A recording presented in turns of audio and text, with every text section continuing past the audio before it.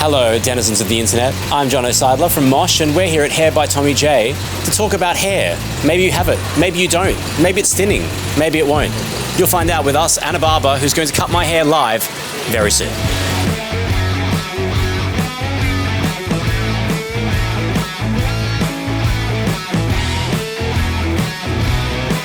I was holding out because I knew we were coming here, and that's why I look like I've walked out of a Bob Dylan movie. What is the worst possible thing I could do to my hair? Bleaching. Bleaching? Yeah. For balding, it is probably steroids. So I can't be jacked and blonde, is what you're telling me? You can. You just... You'll be bald soon after. Hayden, how do you talk to a client about their hair loss? Straightforward. Just tell them. So I think it's better to be like, that's not going to work for your head because you don't have the hair. Or do people like make suggestions and you're like, not really? Yeah, I mean, people will be like, oh, just because it's so thick on top, it's thin. It's like, it's not. Is that what you're going to tell me now? Yours is. Good to know. What about like receding hairlines, which is obviously different to thinning? Can you clock that as well or not as well? I feel like people normally wear their hair forward and it's not, it's like a section it back. It's not until you start wetting the hair down halfway through, if it's the first time with them, that you can clock it. But I was a massive Dragon Ball Z kid, so I always wanted the hairline. I was like, I want the Vegeta hairline. So, do you remember that Weller gel that they used to have, the purple one? Yeah, that was me every day for 5 years. You could like break it off and eat it. I remember there was a spot in Erin Affair and they had a whole wall of all the different colours, like the red, the green, the purple. Oh, really? Yeah, all of them. Is putting all that stuff in your hair, like especially for someone like me, where you'd have to use a lot, does that actually affect your hair growth or lack thereof?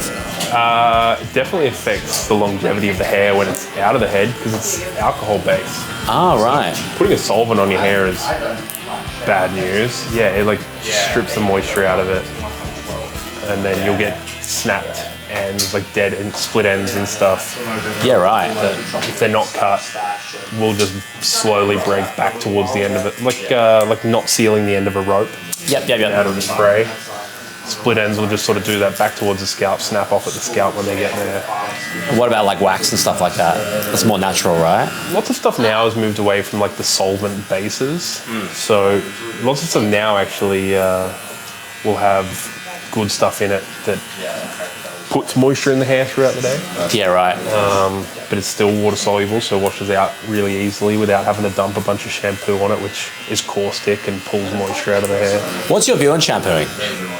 Do it as little as possible. Good, I'm going to tell my mum that. Yeah.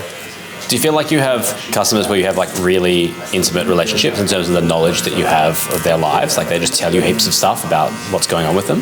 Yeah, I think because people have to sort of put their ego aside to let me this in their space to do what I do, I've got to like meet them there so there's not a shift in the dynamic, like no balance. It's like I want to meet them as an equal. I don't want anybody to ever feel uncomfortable. I try to meet them there, and I think that definitely brings stuff out. Like you hear of Saturday mornings, hangovers. That's when they don't talk. Oh yeah. Oh god, yeah. They like very overzealously book that 8 o'clock appointment on the Saturday, and then they get immediately regret it. They're like, oh yeah, it got to 5 a.m. I decided to just keep going, so no sleep. I'm just gonna have a nap here.